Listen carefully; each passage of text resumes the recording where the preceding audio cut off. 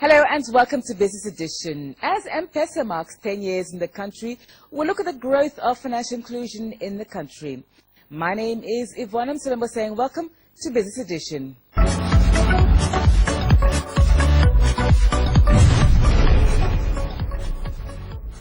So with me today I have the outgoing Managing Director of Vodacom Tanzania in Ferrao. Take us along through this exciting journey as you're about to leave the country. How has it been for you, this M-Pesa business in Tanzania, which has brought so much transformation when it comes to the issue of financial inclusion in the country? 3 years in Tanzania is now done, and I'll be departing at the end of July. But it's been an absolute privilege and an honor to have led Vodacom Tanzania through this transformation, and specifically to have been part of this 10-year journey of M-Pesa, a decade of M-Pesa transforming the Tanzania economy and the experience that our customers have had over that 10 years. I think when we first started out with M-Pesa back in 2008, it was a very simple concept.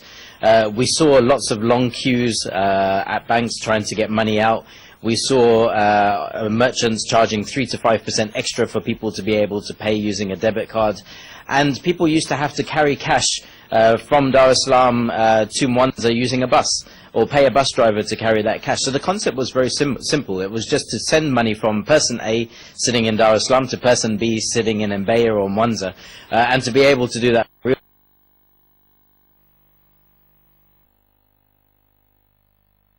is to be sitting today, 10 years later. It is a core requirement for any customer to really have M-Pesa to live their life, whether they're sending payment between people, whether they're paying their bills, their electricity bills, their DSTV bills, their water bills, whether they're going to a shop and they need to use M-Pesa to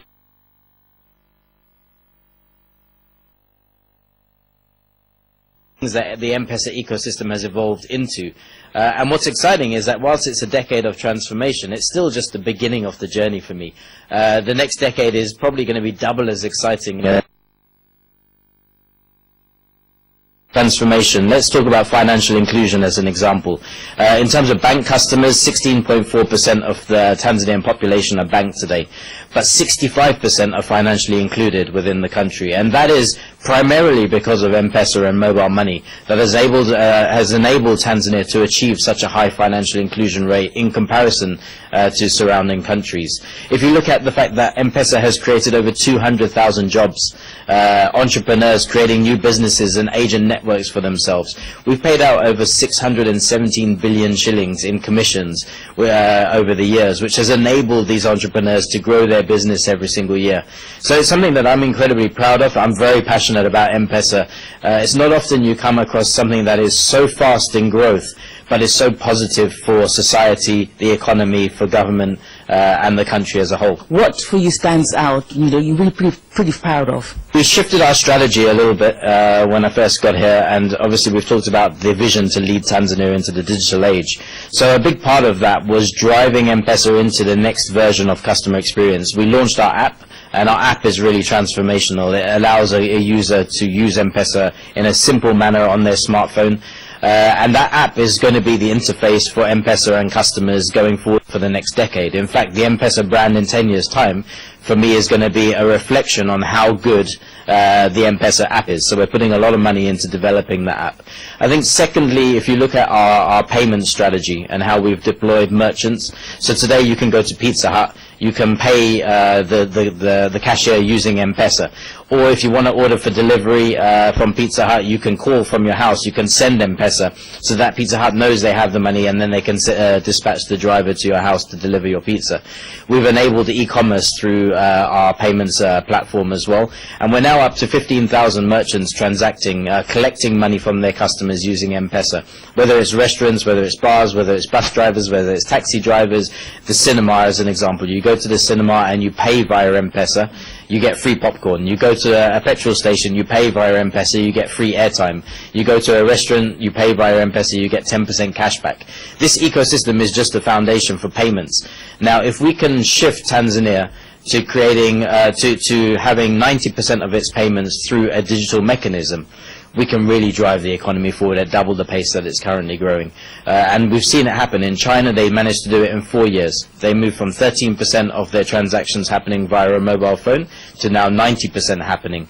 And that is really just spurring the economy to extra growth that wasn't there before. So we're really proud of what we've delivered on the payment side, on the Lipa Kwa M-Pesa side. And for me, it's just the start. There's so much more to come. What do you think has driven this growth? Is it businesses? Is it individuals? What do you think has contributed to the growth? As I say, there's now many more products and services within M-Pesa that has enabled a customer to really need M-Pesa to go about their daily lives. Today we have over 1,000 businesses connected to M-Pesa. Nearly every bank is connected, so there's a lot of money moving between the banks and M-Pesa as well. If you want convenience, if you want security, M-Pesa has it all. It's a really robust platform. We've invested probably over $50 million since we started M-Pesa into building the M-Pesa ecosystem, the technology, the platforms, the processes behind it. And I think from a customer perspective, it just simplifies life. It's about making life simple for them. It's about convenience. It's about being able to, as I say, go and pay your bills when you really need to pay them. So there's a lot more coming, and I think the fact that we pay interest out means that M-Pesa is actually just like having a savings account. The more money you hold in M-Pesa, you earn interest on it. And we've paid over 60 billion shillings, we've paid actually close to 100 billion shillings of interest back to our customers since we started. And that's a real incentive to hold money in a digital wallet as opposed to holding cash underneath your mattress. So you're making quite a lot of money and you're able to bring back to the government as well. Indeed, I think M-Pesa shouldn't be looked on as a product that should be used for tax collection, but I'm proud to say we've also contributed over 100 billion shillings through our M-Pesa revenues and the taxes that we pay, VAT and excise duty, to the government collection and their tax collection targets. 100 billion shillings is a lot. But I think what we're missing is the spillover effect. What is the benefit of having a financially included population? What is the economic benefit of being able to make transactions seconds as opposed to days? What is the impact of creating a savings culture and a lending culture in Tanzania to spur businesses to growth? And if you look at all of those effects, I think that we can't even quantify it, because I want you to imagine Tanzania without mobile money, without M-Pesa. Every 60 minutes in M-Pesa, we do 2 billion shillings of cash in, and there's 1 billion shillings of person-to-person transfer that happens. We pay 60 million shillings of commission to agents every 60 minutes. We have over 540 businesses collecting payments every 60 minutes. There's so many things. Now just imagine all of that was shut off. What would Tanzania look like? And if we didn't have that over the last decade, what would Tanzania look like today? So I think we have to look at all of those spillover effects and how it's contributed towards the GDP growth that Tanzania is experiencing. I personally think we could get a lot more out of M-Pesa. So I've talked about the excise duty that is charged on transactions of 10%, which is charged to Vodacom and onward pass to consumers. The same with VAT. Imagine if we had a zero-rated VAT service on M-Pesa and we took out that 10%. And my commitment to government has always been, if we were to do that, we would immediately reduce our retail prices by up to 38%. Immediately. Now imagine if we brought down the cost, the financial inclusion impact and the transaction impacts that would then spill over into the GDP growth for the country.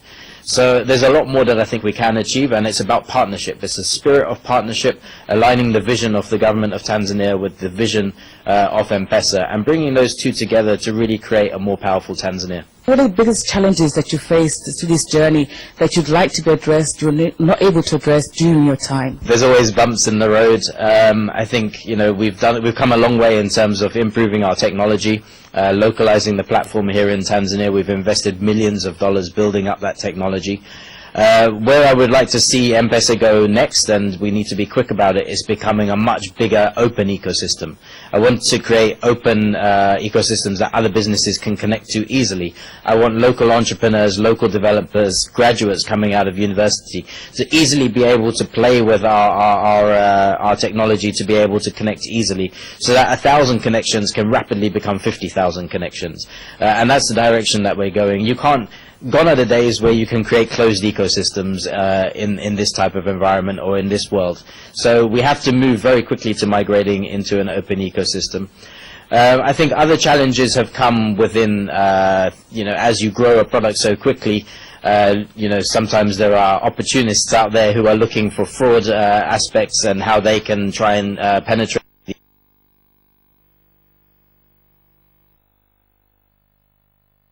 Now we're one of only 5 operators across Africa. Through rigorous checks for technology, IT security, customer processes, call center, and fraud protection. And I'm really pleased that we've managed to tick all of those boxes and become one of the first of 5 operators to achieve that certification. For me, that is the strength of M-Pesa. It's about the investment we've made in security, the investment we've made to protect our customers and their money. And we're now as strong as any financial institution, and we have that certificate now to prove it. So I think we've gone through a lot of iterations, we've gone through a lot of investment cycles, we've gone through a lot of process redevelopment to make sure that M-Pesa is the strongest platform in the country. The Vodacom becoming listed in the Dar es Salaam Stock Exchange, for you that was a very big achievement, being one of the first telecommunication companies to be listed at the Dar es Salaam Stock Exchange. How has that been for you? It was an extremely tough experience, full year to list the company, to adhere to the regulation. I'm proud that Vodacom Tanzania is still the only telco that's managed to list on the Dar es Salaam Stock Exchange. I've been calling for the rest of the sector to get their act together because they are now completely over the deadline, and I think that it's in some ways it's unfair to Vodacom because we need to create a level playing field. There's a lot of cost that goes into being listed. There's a lot of new extra governance. We publish our results, so our results are in the open for everybody, and we don't get the same from our competition, who are mandated to list by the government of Tanzania. So I am calling on them on regular occasions to really speed up on their process and get themselves listed. For Vodacom itself, it's been a really successful time.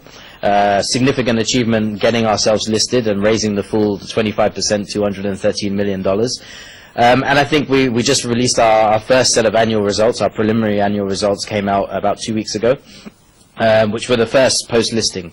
And I think shareholders will hopefully be in a positive mood, see the positive momentum that the business currently has. We're back to revenue growth, so 5.9% revenue growth. Profitability growth, our underlying profitability growth was 16.4%, and because of the sale of our towers to Helios, there was a massive windfall in terms of our cash generation, our net profit. So earnings per share was up 196% this financial year. And I think all of that is testament to the hard work that our employees have put in, that our executive team have put in. The execution of the strategy has been almost perfect. And you can see that because we've expanded customer market share, we've expanded revenue market share, and our customer metrics are all showing that they are positive and on the increase. So I'm really proud of the fact that we delivered on our promises to shareholders. There's still some challenges, and no doubt those challenges continue to impact not just Vodacom but the entire telecom sector. And some of those are the regulatory uncertainties that we talked about in our preliminary results. In January of this year, almost overnight, we had some rates in terms of termination rates changed. And usually we see a 6% downward glide path, and this year we saw 42%. Now that has an astronomical impact to Vodacom Tanzania's business, and we have to immediately adjust our business, our operations, our spend to make sure that we protect our shareholders' investments, because ultimately we have to deliver on our shareholder promises, and that's what we said when we listed the company. And did you at one time at all think that, we're not going to make it? We're not going to make it at all, with the challenges that you went through to get through this journey?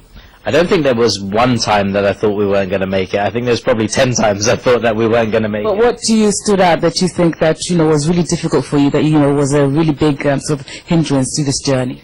It took a long time to work with the government to open up the dialogue, to talk about the regulation itself and what was prohibitive in the regulation. Ultimately, the success came when we opened up the IPO to international markets. And